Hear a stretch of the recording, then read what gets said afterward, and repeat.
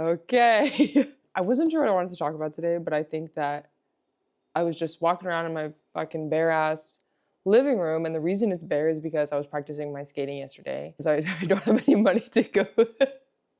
The way it's $8 on Tuesdays is crazy and a 20-minute drive, but we gotta pay off some debt. Also, it's just not even helpful sometimes to go to the rink and practice skating, I think, because all you can really do is your little clockwise or counterclockwise moment, and then that's all you get. And if you try to do really anything else where you go to the side, it's just, I don't know, it's giving like public humiliation ritual. It's not the vibe. But anyways, since I've been here and practicing in my little space that I have, I was like, okay, let me talk about roller skating. So I am in no way qualified to talk about being a skater. Yeah, I'm a skater. I think it's interesting and it's therapeutic to me to talk about. So I have been on my roller skating journey for about 5 months now. So when I was like 8 or 9, I watched Whip It with then Ellen Page, who's now Elliot Page, and I freaking ate that shit. I ate that up. I thought that it was so epic. I love their little Girl Scout uniforms.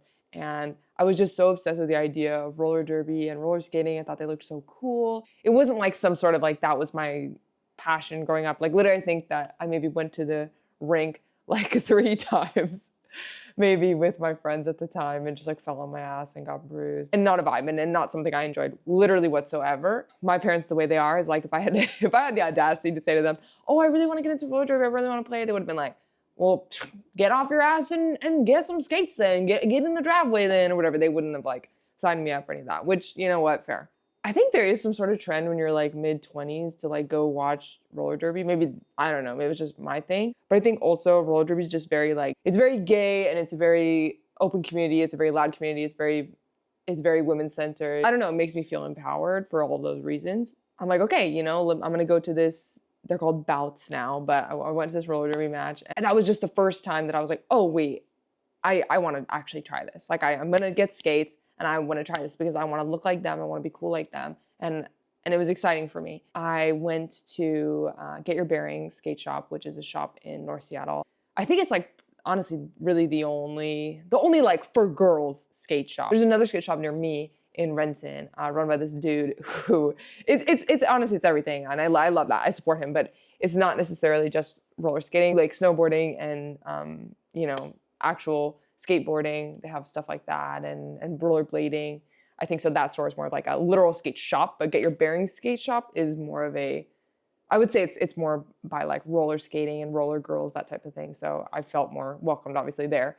And I got my pair of skates, these guys, and they're these really beautiful green suede boots. And I do like them, but I have barely used them because they have outdoor wheels on them. When I first bought them with Riley, I was a little nervous. I didn't really know much about like the rinks near me or anything. So we went to like a skate park.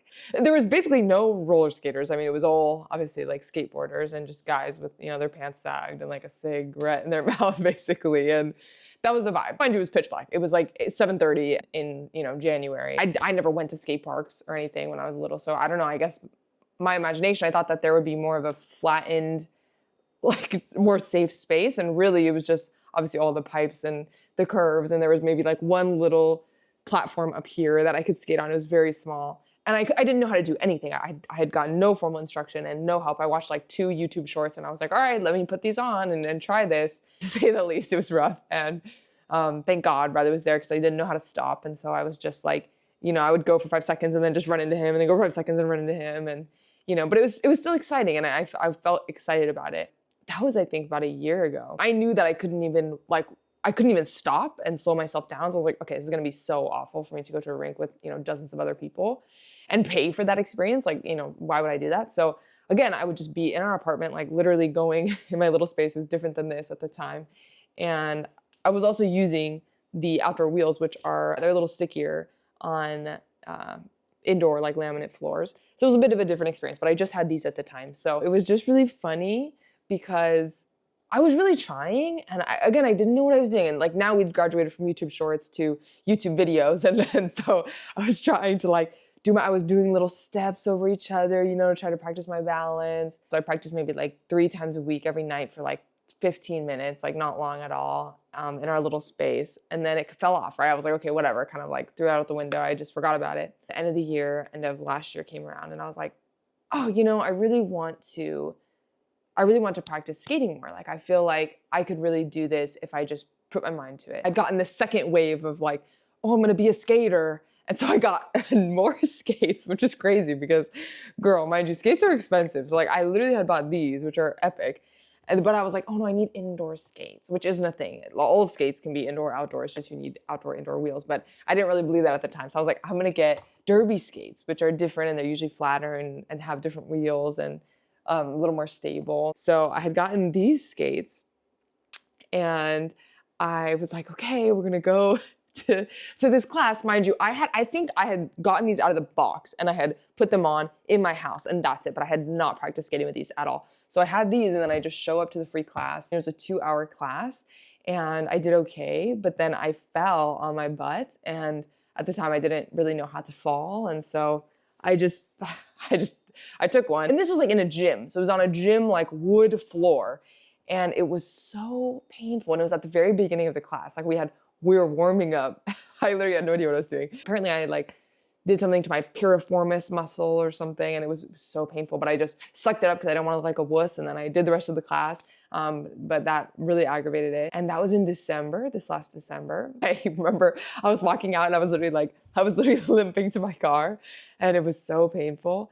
And then I had to go to physical therapy. So embarrassing because I go to physical therapy and she's like, oh, what's this injury for? And I was like, oh, I was roller skating. She was like, oh, you roller skate? And I was like, well, I want to start. And the reason that I was motivated to even go to the physical therapy and do that was because I had signed up for this class that you had to pay for that wasn't just a one session thing. It was over the course of 6 months and it was once a week every Sunday, which I'm currently in right now. I'm really proud of myself. I feel like I've made a lot of progress and I am not athletic at all.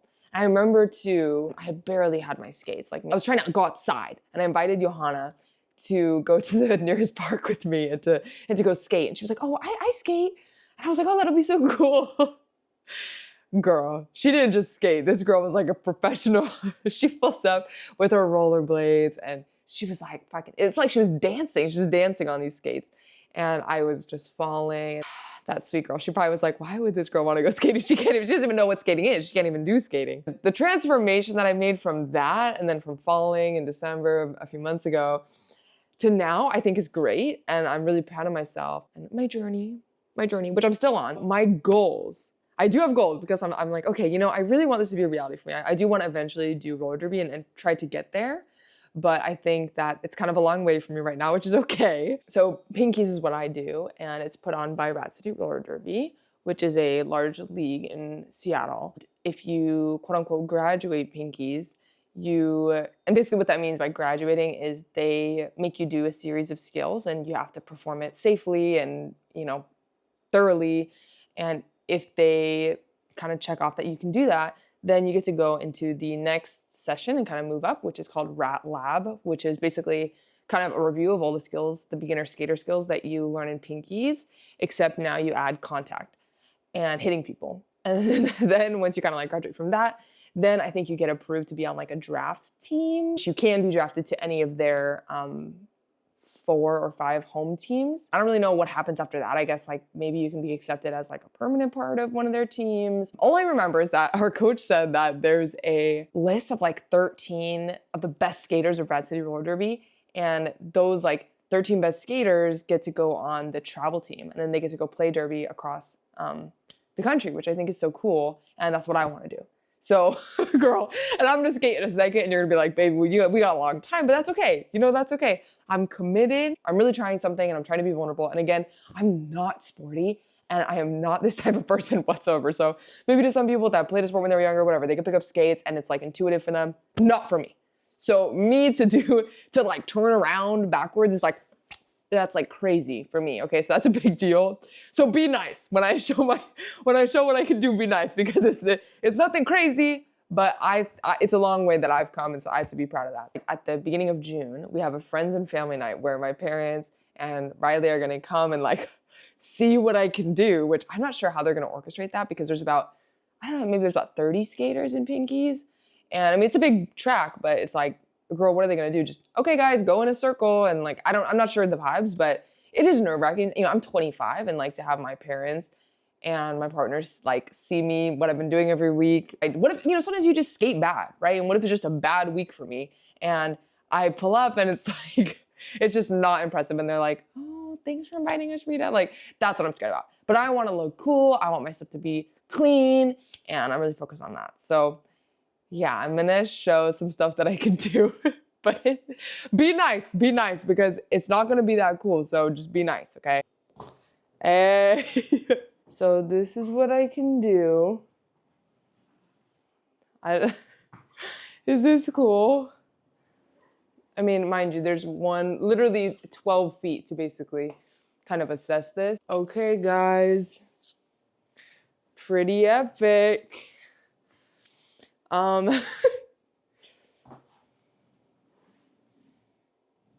So I can stop now, which is pretty cool. And do a big stop. Yeah. I could transition and turn around. So let's see, I go and then basically go like that. So like this. This is used for moving across the track. And I guess typically I would use it like this. Okay, mind you, I'm still practicing, guys, so nobody's allowed to make fun of me. I've been practicing weaving, but I don't really have that much space to weave at some speed. And you go this way, this way, this way. Okay, I don't have that much space. Yeah. The way it doesn't look impressive. And then I can kind of go, whoa, I'm trying to practice. Basically, it's like I'm fucking Houdiniing away because I literally have to like go like that. And then I think that the fact that I can transition pretty easily backwards is pretty cool. Oh, my backwards toe stop. This is what we're gonna be learning tomorrow and this week, which is, okay, I'm gonna try to do it. So you're supposed to transition from front to back and then you stop on your toes. I can stop on one. I can stop on one toe, but not really the other. Let's try it.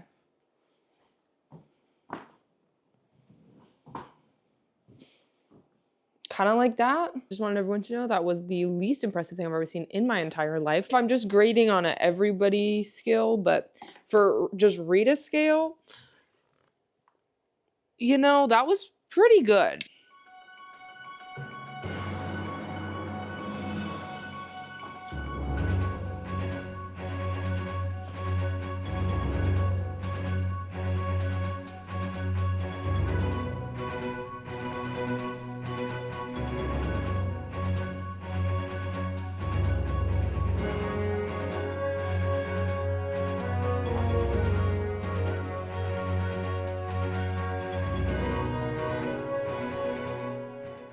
A real fucking thigh killer is like practicing your edges. Lock all my weight in on here, right?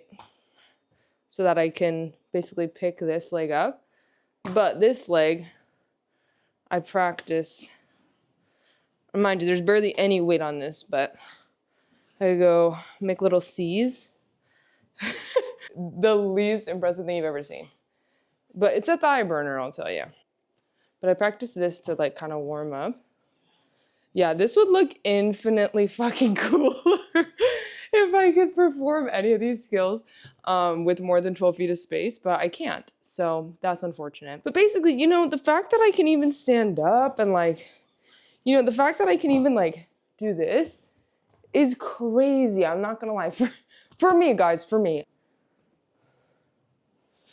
Oh my God, we're done now. We're done, because now it's not impressive anymore. Hopefully